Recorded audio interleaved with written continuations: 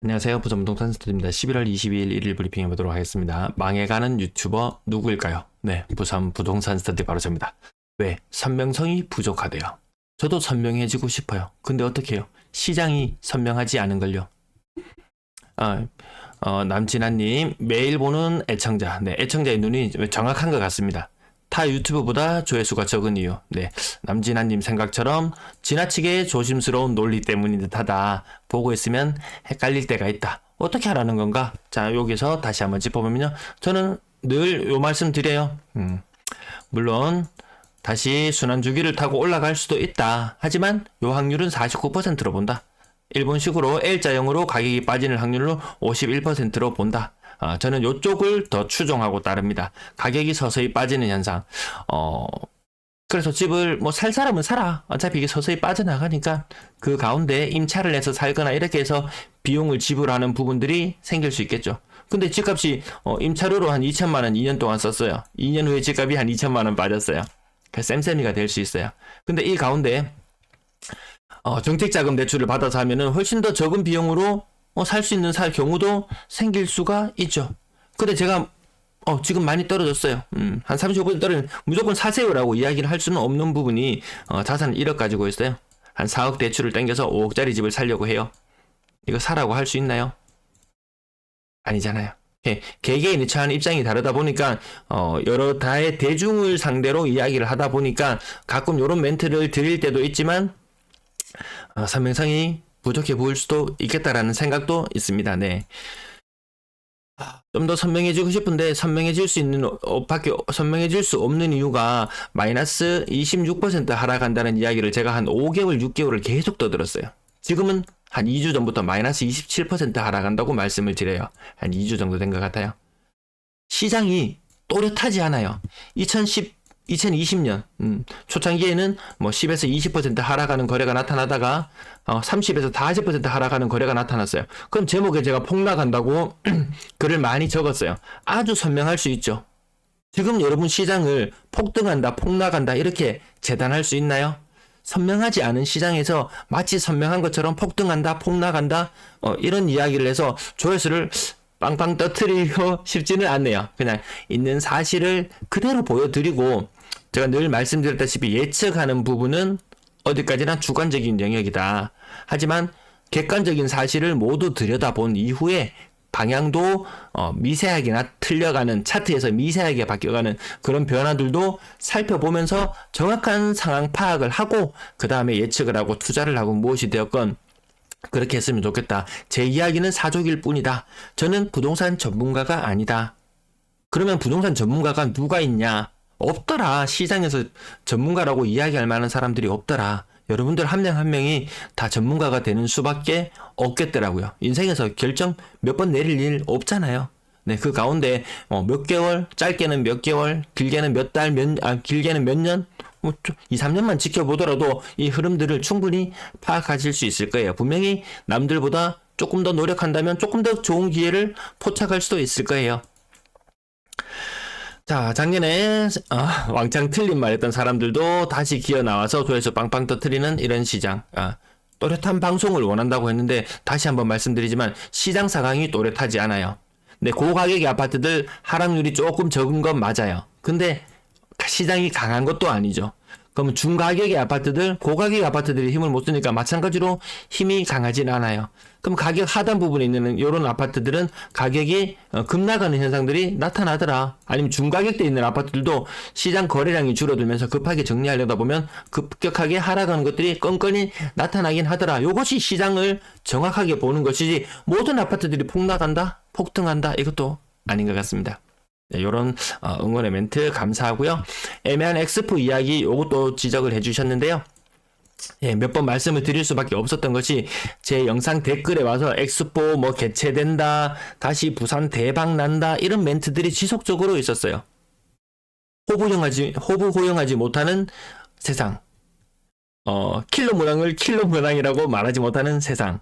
야, 근데 얼마 전에 양두구역이라는 제목을 썼다가 또 뭐 정치가 어쩌고 저쩌고 이렇게 이야기하는데 우리 흔히 쓰는 사자성어잖아요. 네. 애매한 엑스포 이야기를 할 수밖에 없었던 이유는 그 댓글에 계속 그런 이야기들이 달려서 그럼 엑스포가 개최될 것인가 물어본다면 저는 아닌 것 같아요. 저도 제 의견이라기보다는 많은 전문가들이 나와서 유튜브에서 이렇게 떠드는 이야기들, 언론에서 나오는 이야기들, 그런 것들 더 많이 모아봤을 때 아니다라는데 더 중론이 모아져 있죠. 그리고 또한 설사 개최된다고 하더라도 이 집값 띄우기에는 활용되지 않았으면 좋겠다, 이런 바람도 있고요. 나중에 또 지자체는 일본이 마지막으로 엑스포를 개최했던 도시가 이 지자체가 빚더미에 앉았죠. 부산이 빚더미에 앉는 그런 사태도 안 벌어졌으면 좋겠다. 요런 정도의 바람, 댓글이 워낙에 많아서 그렇습니다. 조금 쓸데없는 얘기가 앞에 길었네요. 중요한 뉴스가 있었습니다. 예. 계속 교보증권 리포트 이후에 블룸버그에서도 떠들었습니다. 부동산 시장이 앞으로 10년간 얼어붙을 것이다. 10년간. 한국만이 아닙니다. 전 세계입니다. 전 세계. 미국 30년 기준 모기지 금리가 지금 7.5% 정도 되나요? 네, 그 정도 되죠. 앞으로 10년이 지나고 나면은 한 3.5% 정도까지 떨어질 것이다. 하지만 지금부터 10년 정도 동안은 평균 5.5% 정도의 모기지 금리를 부담해야 된다. 그럼 이 정도 금리를 부담하고 집을 사기에 적절한 것인가? 라고 봤을 때 아니더라. 5.5%? 야, 그럼 수익률이 얼마나 나와줘야 됩니까? 이자 비용이나 이런 것들을 제하고 나면. 그래서 어쩌다 안 좋다. 근데 그 가운데 블룸버그는 특히 한국의 집주인의 추락에 대해서 다루었습니다. 왜? 전세 자금 보증금이 1,000조입니다. 1,000조. 우리나라 가계대출 총액이 뭐 1,800조니 뭐니 이런 이야기가 나오는데요. 그 중에 주택담보대출 잔액은 800조 정도 수준이거든요. 그보다 훨씬 더 큰 규모의 전세 자금 1,000조. 이것들 가계부채 비중에 포함시킨다면 157%로 선진국 중에서도 압도적으로 높은 1위를 차지한다. 그래서 전세 자금에 대해서 다뤘고요. 계약이 만료될 때마다 보증금 받아서 돌려주고 이렇게 해서 레버리지를 계속 키워나가던 이런 시장 상황 허용되지 않을 것 같다. 그리고 이 위기는 제가 늘상 말씀드렸다시피 지금 이 2년 전의 전세 가격과 지금 전세 가격을 견주어 봤을 때 그 갭 차이가 점점 벌어지고 있는데 향후 1년 동안 더 벌어질 것이다 라는 부분까지 말씀을 드렸는데요. 위험이 계속 상존해 있다는 것 외신에서도 계속 다뤄주고 있습니다. 매도 물량은 공식처럼 계속 이렇게 추세선을 따라서 계속 올라가서 52,700개. 네, 전세 물량도 늘어나고 있는 추세. 쉽게 안 바뀌거든요. 추세가 방향이 한번 잡히면 월세 물량도 늘어나는 추세로 방향을 바꿨고요. 전체 임대 물량도 늘어나고 있다. 전세 가격이 받쳐줘야지 집값을 받쳐준다고 했는데 아니더라. 임차인들이 나가면서 보증금을 받아서 돌려주고 해야 되는데 그 사이에 갭이 생길 수 있다. 왜? 시장에는 전세 매물이 많고 전세를 구하는 사람은 그렇게 많지 않다. 과거보다 전세 거래량이 그렇게 월등하게 아파트 개수가 많아진 만큼 월등히 많이 늘어나지는 않았다. 네, 아파트 거래량 101건, 주간 기준으로 460건 정도 바라보고요. 이번 달 거래량은 많으면 2,300건까지, 다음 달 거래량은 한 2,100건 정도 바라보고 이렇게 시뮬레이션 해나가도록 하겠습니다. 자, 6억 이상 아파트 국평을 제외 한번 해볼까요? 국평 아닌 것들을 제외해놓고 나면 오늘 100여 건의 거래 중에서 이거 좀 오늘 흐릿합니다. 좀 흐릿합니다. 자, 6억 이상 중에서 국평 하나, 둘, 셋, 넷, 다섯, 여섯. 뭐 전체적으로 봤을 때 대략 6억 이상 아파트들은 10% 정도 비중을 그 정도 차지하고 있습니다. 부산시장이 잘 나갔을 때는 6억 이상 아파트 매매 비중이 한 25%까지 치솟았었거든요. 비싼 아파트가 거래되는 비중이 많이 줄어들고 있다는 부분 체크해 볼 필요는 있겠고, 그나마 잘 나가는 아파트들 좀 떨어지긴 하지만 중가격, 저가격의 아파트들이 폭락을 맞이하는 것보다는 하락률은 작다. 하지만 절대 금액은 중가격, 저가격의 아파트 한 채 값만큼 왔다 갔다 하는 것이 지금 시장 분위기입니다. 요것이 좀 선명해졌나요? 비싼 아파트들. 자, 중가격 아파트들.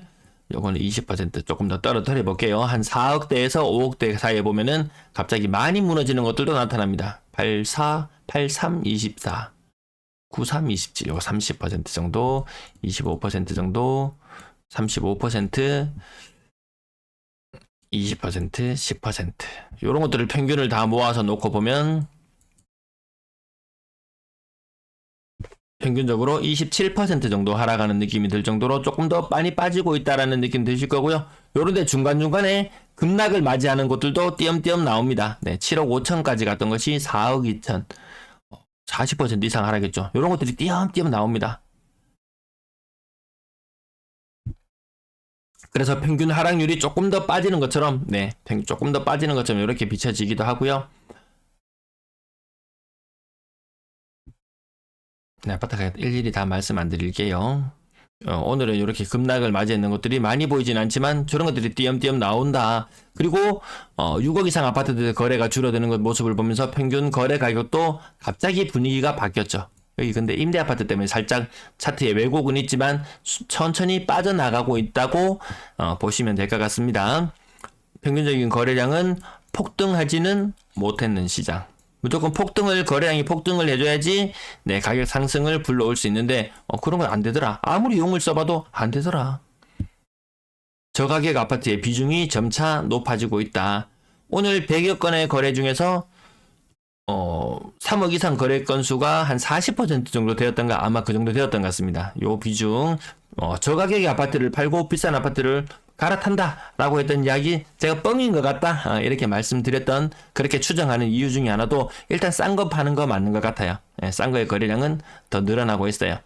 근데 비싼 걸 산다 라는 느낌까지는 들지 않는 것 같습니다. 비싼 거 안 사고 있잖아요. 확실히 덜 사고 있는 느낌 여러분도 체감하실 거예요. 여기 아까 제가 25%라고 말씀드렸는데 20% 정도 수준까지 비중이 올라갔던 것이 비중이 점차 줄어들고 있다. 분양권 거래량 10월달에 반짝 활기, 11월달도 지금 양호한 거래량을 보여주고는 있지만 1일 거래량으로 봐서는 그렇게 많이 활발한 것 같은 느낌은 안 듭니다. 전세 거래량 빵빵 터져줄 만큼 거래가 늘어나고 있지는 않죠.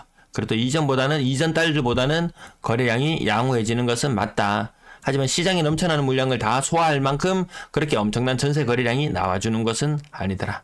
전월세 비율을 아무리 부추기더라도 연중 기준으로 봤을 때 지금 1.5대 1 정도의 전월세 비중을 유지하고 있습니다. 여기 임대 아파트 같은 거 섞여 있어서 상대적으로 조금 더 높게 나타나는 경향은 있어요. 대구는 1.2대 1 정도 나오고 있거든요.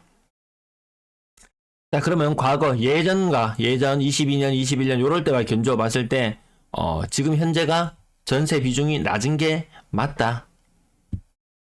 전세 가격이 뒷받침이 되어야지 매매 가격이 지지를 받을 수 있다고 했는데 전세 가격도 딱히 힘을 쓰는 모습이 보이지 않죠. 이 막대 그래프의 크기가 점점 커지고 있는데요. 22년도에도 사람들은 여전히 높은 전세에 살고 있었다. 24년도에 전세가 갱신할 때가 되거나 했을 때 이 가격은 지금보다 더 낮아져 있을 것이다. 이 막대 그래프의 크기는 여전히 크게 느껴질 것이다. 이것이 블룸버그에서 우려했던 부분이었습니다. 제가 늘 다뤄드렸던 부분이죠. 자, 요거 메아리 현상 나타납니다. 메아리 현상. 네, 시청 감사합니다.